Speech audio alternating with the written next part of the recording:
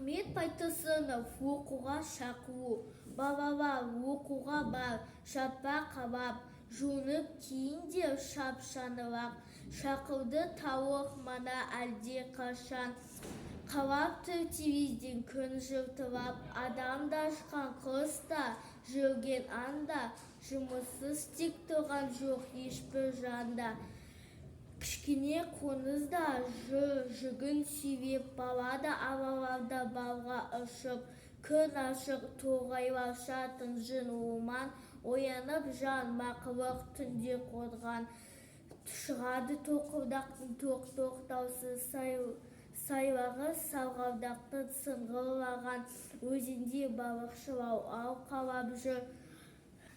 Торғайда орақ даусы шаң-шұң болған, аралап ал кітапты қолдарына, қылдарын құдай сенбей жалқау болған.